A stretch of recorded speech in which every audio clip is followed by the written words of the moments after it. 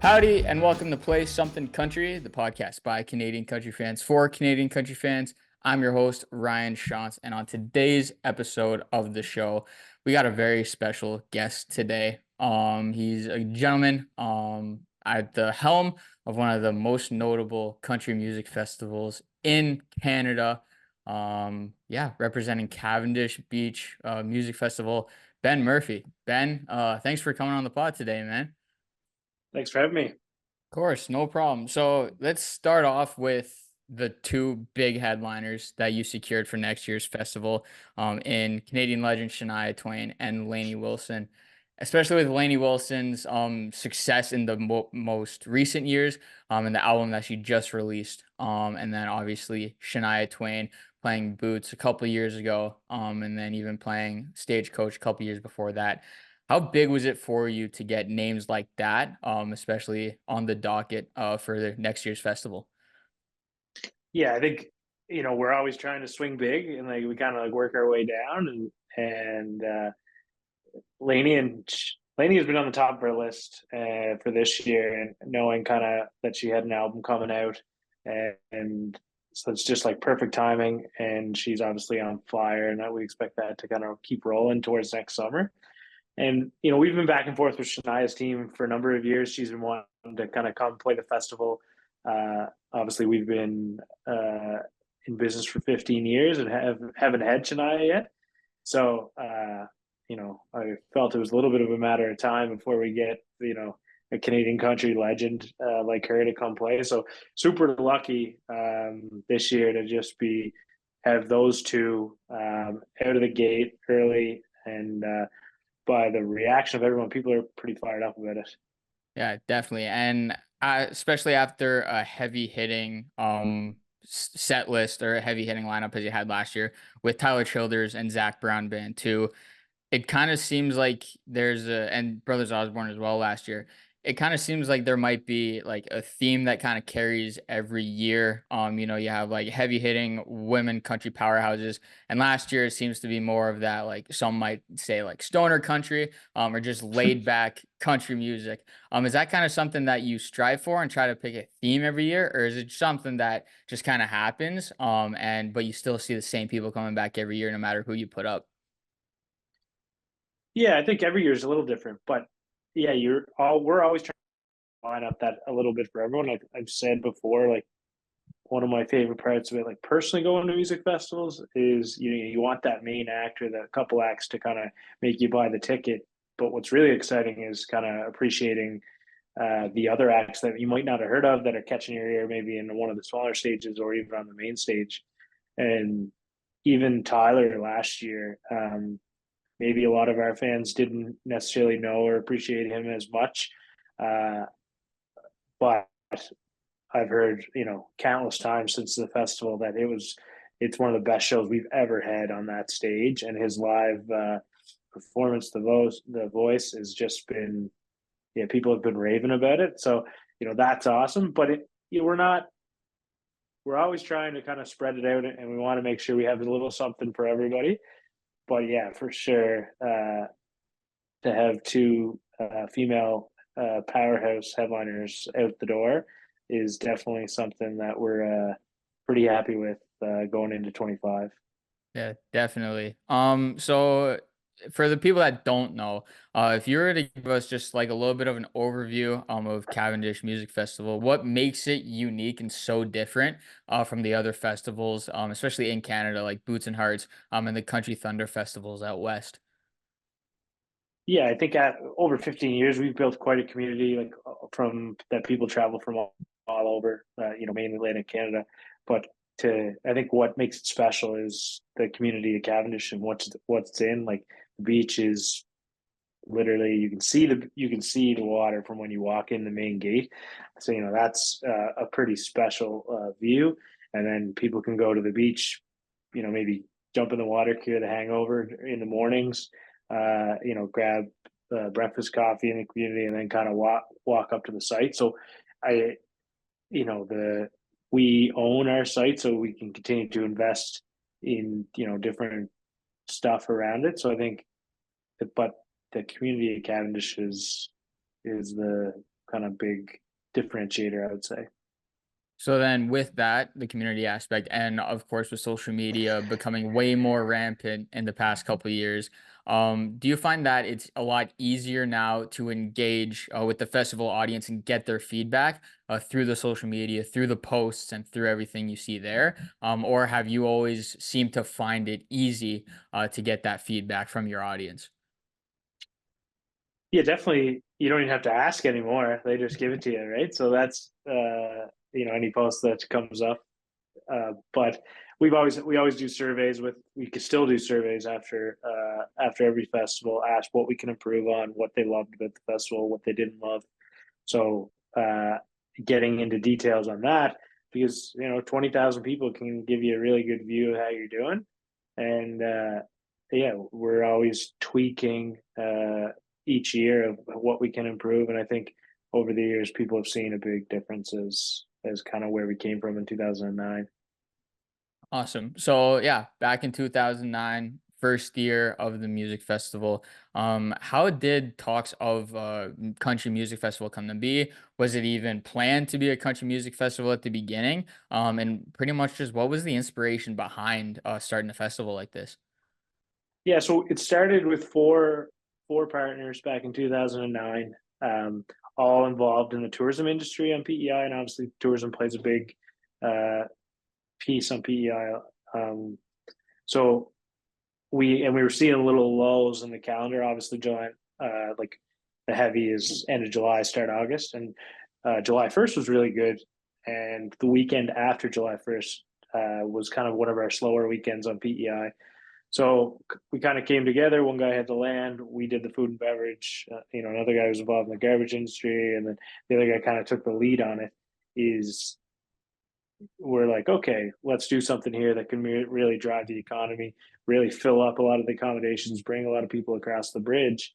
And, I think looking back in 15 years, maybe one of our slower weekends has turned into maybe one of the busiest weekends on PEI in the summer. So it's definitely achieved that goal, and hopefully spun off a few things from that too. So it's been a great ride, and look forward to it continuing. Yeah, I mean, after every year and even leading up to it on social media, and it's some accounts that aren't even like associated with the festival per se, but like you just see it everywhere and you always see clips of the performers and the performances. And yeah, 100% with the community aspect that you mentioned, it definitely seems like a fun place to be. I'm definitely gonna need to make it out sometime soon in the next coming years. But with that being said, with the such great acts that you have had in the past, has there been any particular artist or performer that was your favorite? Or just like a performance that you saw that was then looking out at the crowd and being like, dang, like we really have something here. For sure. I think, well, we hit Taylor Swift in year two, and that so obviously got pretty lucky there. And I don't know what it would take to get her back, but I don't know if we could fit her all of them on the island. But what one show that jumps out, either it was that weekend too, or the year after, was we had Lady Antebellum there, and it just started pissing rain, and they go out in the catwalk, and the rain is, and everyone's just having an absolute blast. And that's where you kind of got the feel of like, oh, this is a festival, we have something here. And then rolling through um, the other years, like we've had four sellouts over the years. Another one that's probably pretty memorable and is Luke Combs. So it was our first day of a festival back after COVID, sold out. The fans were like, energies couldn't have been higher, couldn't have been better. And he just delivered a terrific show.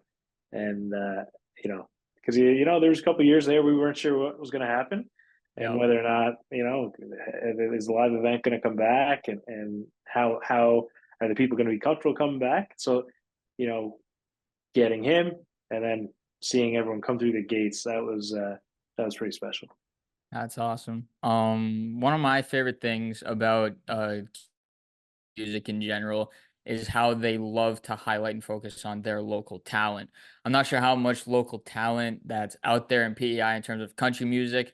But last year for the festival, I'm looking here, you had Owen Riegling, you had Cora Blund, you had Shantea, you had, excuse me, Nice Horse, Tim and the Glory Boys. So you're having a bunch of these artists from Canada who mostly only Canadians know. They might not have ventured too far out into other markets and country music. But how important is it for you guys to get names like that on the list for talent?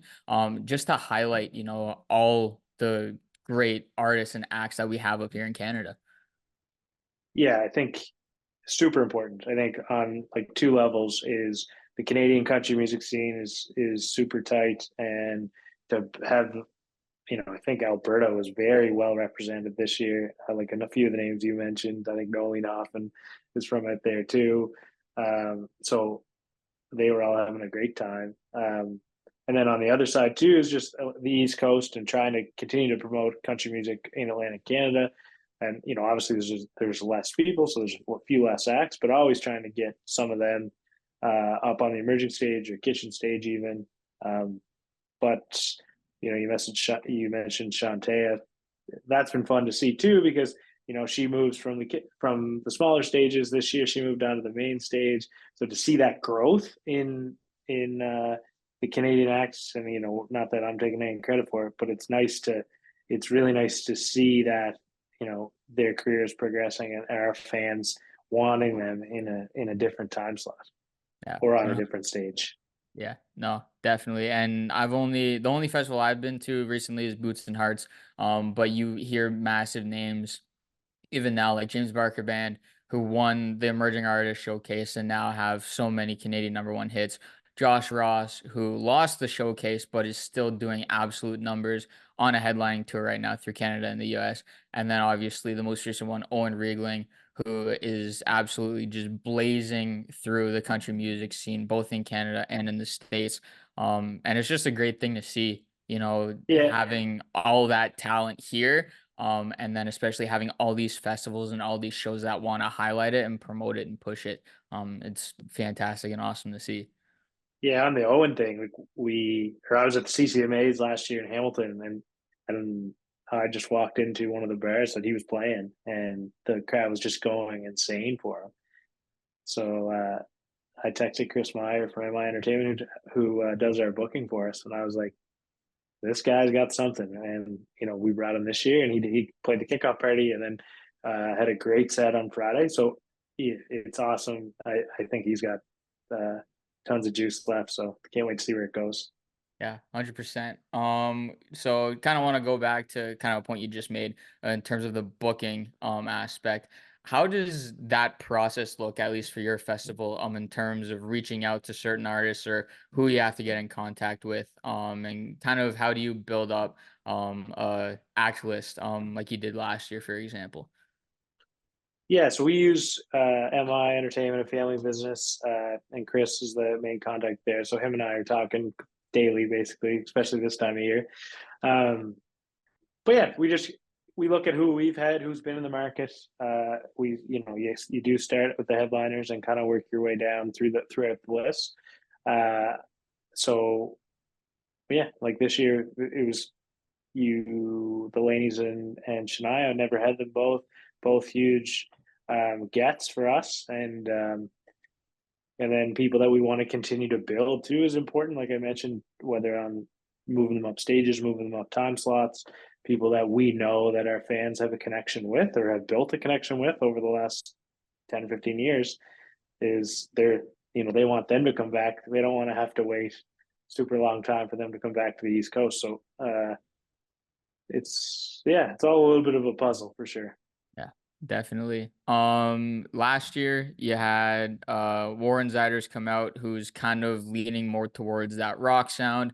You have guys like Hardy, who's also pretty much released a full rock album in that country type of space. And then you see Nickelback playing at Boots last year and then playing in Country Thunder, Alberta. I think it was Alberta, one of the Country Thunders out west. Do you kind of see maybe a future rock theme going on or a rock night happening at Cavendish at all, especially with rock kind of coming in and making a name again for itself in country music? Yeah, I think what's like so fun and about country music. They do such a good job of kind of dipping their toe in different genres, and that is really something that we want to continue to play with for sure. Um, we've always kind of tried to get a little bluegrass, and then we try to do some classic country. But yeah, I think down the road, or maybe even this year, who knows, is that that Warren Zyder set was electric last year, and people were pretty fired up with that. So yeah, wherever kind of the fans kind of take us, and who we can get to come up, I think for sure some subgenres of country or whatever you want to call them Yeah. will be on the stages. Yeah, awesome. And then kind of on that note, what goals do you have for the future of this festival? For it to grow any bigger in size, or to just, keep the lively community or even grow that community? If you have any specific goals in mind. Yeah, we just I said the other day, like, just want to like live in a place and that is known for loving good music and great music. So in order to do that, I think we need to bring some of the best artists in the world here, and that's really what we want to do. So my goal is just to continue to do that, and if the festival grows, that's terrific. I think we have a great fan base, a very passionate fan base right now that kind of come every year. So we want to keep providing them with that, you know, that some once a summer experience that they can really kind of they can put in the calendar year after year and know that there's going to be some of the best country town in the world coming to Prince Edward Island. So I think that's pretty special. Yeah, fantastic. Looking over the past 10 years of the festival, and then looking at the next 10 years of the festival, kind of how has the festival evolved since 2009? And then how do you see it evolving even within these next 10 years, especially with kind of a resurgence in the country music genre? Yeah, I think the we've come such a long way. We were paying with tokens for years at the festival. So I think technology is going to play a huge piece in just how we deliver that experience. How can we make it more efficient, more interactive for the fans, whether that's pre-festival, during the festival, or after the festival. So really looking at different options there. Um, and then like we just talked about, but the music is obviously why people come. So how do we continue to improve that live show? We've obviously invested in a permanent stage. How do we look at improving the audio, video, all that stuff that goes into the performance is just that's, I guess, kind of comes back to technology as well, because I feel like there's new video screens every 2 years. So but yeah, I think just how can we make the overall experience better, and not just the 3 days of the festival, is how do we continue to do that, and then roll it into some, obviously, if we're a big player in the music scene, the live music scene out here in Atlantic Canada, continuing to do some smaller shows around and continue to promote that scene, because unfortunately I think that's one thing that's kind of dropped off a bit in general, is like the club shows, the bar shows. I think there's less people maybe going out to them like they were. So just continuing to really put those shows out there and deliver good experiences, and hopefully people continue to appreciate and love live music. That's great to hear, especially from somebody who likes going to some of the smaller club shows and bar shows. Hearing that there are people that want to keep those going, and get those names out there, is really awesome. One of the last questions I have here for you is overall, is there one artist that you haven't had yet at the festival that you would love to see perform on the main stage? Well, if you asked me last year, I would have said Tyler Childers. So I was pretty, personally, I was pretty jacked to get him, and so love that. Um, who, I think obviously maybe Zach Bryan is the top of that, but on a smaller scale, maybe the Red Clay Strays. I think they're Okay. kind of up and coming, and they're that in that same kind of type of genre. And I feel like they're gonna start to blow up. So we'll see. Yeah, definitely. Awesome. Yeah, that's about it for this episode. Thanks everyone for tuning in. Thanks Ben for joining me today. Ben, now's your chance to plug anything and everything in regards to personal or the festival. So where can people find you on social media? You can find me on Instagram, Ben W Murph. Yeah, follow Cavendish Beach Music. Um, we have our other festival happening next week, actually, Somo Fest. So we got Noah Khan and Greta next week. So if anyone's listening and is looking for something to do next weekend, stop by. Awesome. Thanks again. And yeah, thanks again for tuning in, everybody. This has been another episode of Play Something Country, the podcast by Canadian country fans for Canadian country fans. I'm your host, Ryan Shantz. And as the great George Strait once said, we're here for a good time, not a long time. So until next time, see ya.